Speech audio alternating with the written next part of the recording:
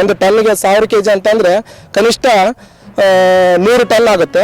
ಒಂದು 100 ಟನ್ ಅಂದರೆ ಈಗ ಸರಾಸರಿ ಮಾರ್ಕೆಟ್ ಇರೋದು ಬಂದು ಈಗ 8,500 ರೂಪಾಯಿ ಒಂದು ಟನ್ಗೆ ಮಾರ್ಕೆಟ್ ಇದೆ. 3 ವರ್ಷಕ್ಕೆ ಒಂದು 8,500 ಅಂತಂದರೆ ಒಂದು ಟನ್ಗೆ 100 ಟನ್ಗೆ 8.5 ಲಕ್ಷ ರೂಪಾಯಿ ಆಗುತ್ತೆ. 8.5 ಲಕ್ಷ ರೂಪಾಯಿ ಅಂದರೆ ಖರ್ಚು 2,500 ರೂಪಾಯಿ ಒಂದು ಟನ್ಗೆ ಖರ್ಚು ತೆಗೆದ್ರೆ 6 ಲಕ್ಷ ರೂಪಾಯಿ ಈಗ ಸರಾಸರಿಯಾಗಿ ಒಂದು ಎಕರೆಗೆ ಉಳಿತಾಯ ಆಗುತ್ತೆ.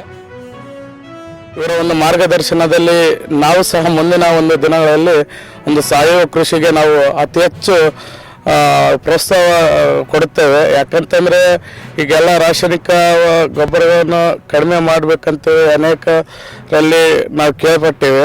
ಆದ ಕಾರಣ ನಮಗೆ ಸಾವಯವ ಕೃಷಿ ಮಾಡೋದ್ರ ಮೂಲಕ ಮುಂದಿನ ಪೀಳಿಗೆಗೆ ಒಂದು ನಾವು ಉಪಯುಕ್ತ ಒಂದು ಕೊಡುಗೆ ಕೊಟ್ಟಂಗಂತ ಹೇಳಬಲ್ಲೆ.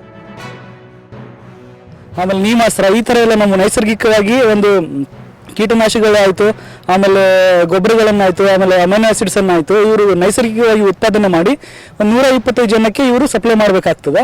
ಸೊ ಇವರು ನೈಸರ್ಗಿಕವಾಗಿ ಬೆಳೆಯೋದ್ರಿಂದ ನಮ್ಮ ಮಣ್ಣಿನ ಫಲವತ್ತತೆ, ಆಮೇಲೆ ಒಂದು ಸಾಯಿಲ್ ಹೆಲ್ತ್, ಆಮೇಲೆ ನಮ್ಮ ಆರೋಗ್ಯವನ್ನು ಕಾಪಾಡಿಕೊಳ್ಳಲಿಕ್ಕೆ ಕೇಂದ್ರ ಸರ್ಕಾರದಿಂದ ಒಂದು ಯೋಜನೆ ತಂದಿರ್ತಾರೆ. ಡ್ರಿಪ್ಪು ಮತ್ತು ಪೇಲೆ ಬೆಳೆಗೆ ಅವರು ಮಾಹಿತಿ ಪಡಿತಾ ಇರ್ತಾರೆ. ಸೊ ಇವರೊಬ್ಬ ವಿಭಿನ್ನವಾದ ಮಾದರಿ ಯುವ ರೈತ.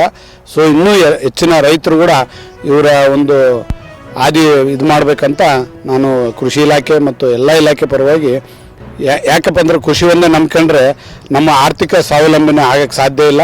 ಇದರ ಜೊತೆಗೆ ಕೃಷಿ ಅರಣ್ಯ ಕೃಷಿ ಮತ್ತು ತೋಟಗಾರಿಕೆ ಕೃಷಿ ಮಾಡಬೇಕಂತ ನಾನು ಎಲ್ಲ ಯುವ ರೈತರಿಗೂ ಮತ್ತು ರೈತರಿಗೂ ನಾನು ಮನವಿ ಮಾಡ್ತೇನೆ.